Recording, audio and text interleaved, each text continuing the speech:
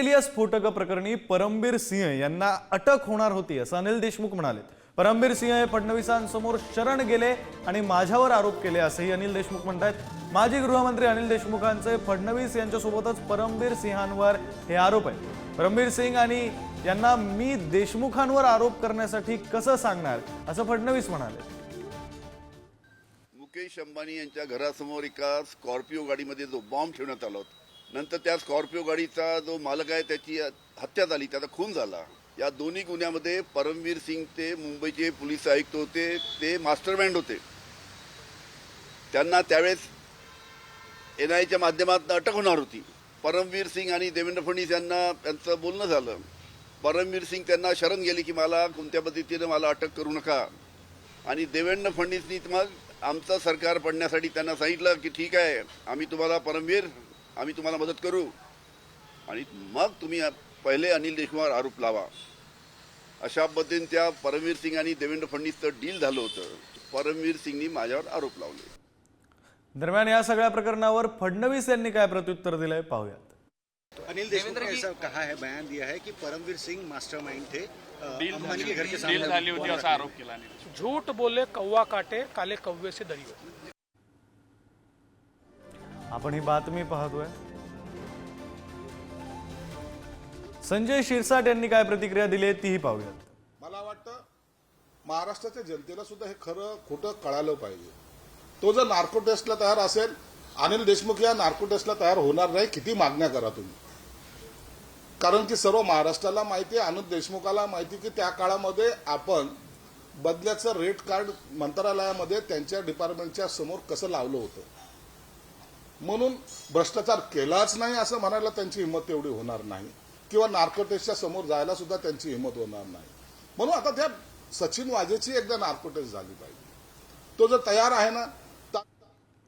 भाजपचे नेते प्रवीण दरेकर सध्या फोन लाईनवरून आपल्यासोबत जोडले गेलेले आहेत। प्रवीण जी, आपण पाहतोय ही बातमी, खरं तर माजी गृहमंत्री अनिल देशमुखांनी फडणवीसांसह परमबीर सिंह यांच्यावर हे आरोप केलेले आहेत।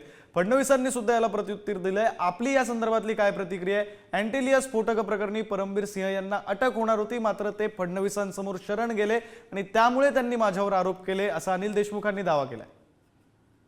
हा सर्व गुंता अनिल देशमुखांभोवती फिरतोय आणि म्हणून त्यातनं बाहेर येण्यासाठी अशा प्रकारचे स्वतःहूनच बेछूट आरोप ते करू लागले।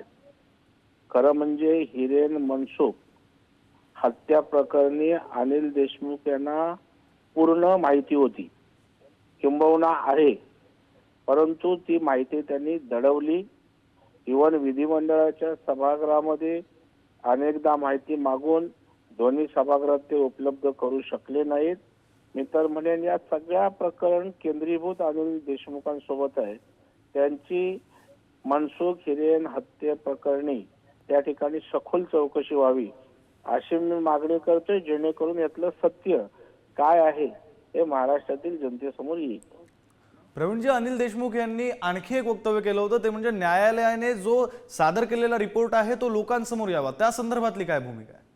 नाही, खरं म्हणजे त्यांना कोणी अडवलंय? त्यांचं सरकार होतं, उद्धवजी ठाकरे राज्याचे मुख्यमंत्री होते, कोणी अडवलं होतं त्यांना? आमचं काही म्हणणं नाही त्या बाबतीत। उलट ज्या ज्या गोष्टी आहेत त्या पारदर्शकपणे सगळ्या बाहेर याव्यात असं आमचं म्हणणं आहे। आणि अनिल देशमुखवर मी आज जो आरोप केलेला आहे त्यातला मनसुख हिरेन हत्या प्रकरणीचे सगळे धागेदोरे त्या ठिकाणी येतील। ती कशा चैन आहेत, कशा लिंक आहेत, सूत्रधार त्या ठिकाणी असल्या पद्धतीनं त्यांचं त्या ठिकाणी अनेक गोष्टी बाहेर येतील। मात्र यावर बोलताना ते आज असं म्हणालेत की आमचं सरकार गेलं त्यामुळे तो आम्ही जो रिपोर्ट आहे तो लोकांसमोर आणू शकलो नाही, मात्र आता त्यांचं सरकार आहे, मी त्यांना विनंती करतो की तो रिपोर्ट लोकांसमोर यावा। म्हणजे कमाल आहे, जे स्वतःच्या हातामध्ये होते, स्वतःचं सरकार होतं तेव्हा आणू शकलो नाही, आणि आता दुसऱ्याचं सरकार आणल्यावर त्या ठिकाणी आणायची मागणी करायची। मला वाटतं या कुठलंही लॉजिक या मागणी सोबत नाहीये, परंतु त्या ठिकाणी त्यांची मागणी असेल ना, त्या मागणीची सरकार दखल घेईल आणि जनतेच्या दरबारात जाईल सगळ्या गोष्टी घेऊन। धन्यवाद प्रवीणजी दिलेल्या सविस्तर प्रतिक्रियेसाठी। तर आपण ही बातमी पाहतोय माजी गृहमंत्री अनिल देशमुख यांच्या संदर्भातली। खरं तर माजी गृहमंत्री अनिल देशमुख यांनी फडणवीसांसह परमबीर सिंह यांच्यावर आरोप केलेत। परमबीर सिंग यांना मी देशमुखांवर आरोप करण्यासाठी कसं सांगणार, असं यावर फडणवीसांनी प्रत्युत्तर दिलंय. राष्ट्रवादी काँग्रेस शरदचंद्र पवार पक्षाच्या प्रवक्त्या विद्या चव्हाण आपल्यासोबत जोडल्या गेलेल्या आहेत. त्यांच्याशी सुद्धा बातचीत करूया. विद्याताई, आपण बातमी पाहतोय अँटेलिया स्फोटक प्रकरणात परमबीर सिंह यांना अटक होणार होती असं अनिल देशमुखांनी म्हटलंय. तर परमबीर सिंह हे फडणवीसांसमोर शरण गेले आणि त्यामुळे माझ्यावर आरोप केले असंही त्यांनी म्हटलंय. प्रवीण दरेकर असतील किंवा देवेंद्र फडणवीस असतील, त्यांनी मात्र हा दावा फेटाळून लावलाय. आपण काय सांगाल? याच्यामध्ये स्पष्ट दिसतंय की कोर्टामध्ये 5 वेळा नोटीस पाठवून सुद्धा परमबीर सिंग आलेले नाहीत. परमबीर सिंग यांना कोर्टाने नोटीस पाठवल्यानंतर कोर्टात हजर राहणं, एक पोलीस कमिशनर ते पूर्वी मुंबईचे होते, परंतु एक मिनिट मी पाणी पिते.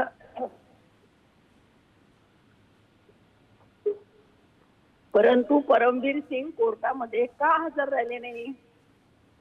कारण त्यांनी 100 कोटीचा हे केला होता ना, त्यामुळे परमबीर सिंग कोर्टात तर हजर राहिले नाहीत. परंतु खरं आपल्या अंगाशी येईल असं त्यांना जेव्हा वाटायला लागलं तेव्हा फडणवीसांनी त्यांना मुंबईतून पळवलं आणि अमित शहानी त्यांना दुसरीकडे कुठल्या तरी राज्यात पाठवून दिलं.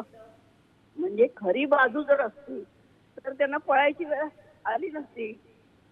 कारण ते मुंबईचे पोलीस कमिशनर होते, त्यांनी आरोप केले होते आणि जेव्हा अनिल देशमुखांना अटक झाली त्याच्यानंतर 13 महिने ते जेलमध्ये राहिले. त्याच्यानंतर कोर्ट केसेस चालल्या, सगळे पुरावे तपासले गेले आणि कोर्टाने त्यांना सोडलेलं आहे. परंतु परमबीर सिंग हे कोर्टामध्ये हजरच राहिले नाही आणि हा सगळ्यात मोठा त्यांचा पळपुटेपणा जो केला तो भाजपने करून दिला. भाजपने त्यांना गायब केलं मुंबईतनं आणि त्यांना दुसऱ्या राज्यामध्ये कुठेतरी पोस्ट दिली आणि ते तिकडे पळून गेले. एका पळपुट्या कमिशनरचं अशा निश्चित प्रकारचं विद्याताई, तुमचा मुद्दा लक्षात आलेला आहे. एकंदरीत हे जे प्रकरण आहे, आजी माजी गृहमंत्र्यांमध्ये सुरू असलेलं आरोप प्रत्यारोपांचं, ते आणखी कुठपर्यंत जातं आणि नेमकं निष्पन्न काय होतं हे पाहणं महत्वाचं असणार आहे.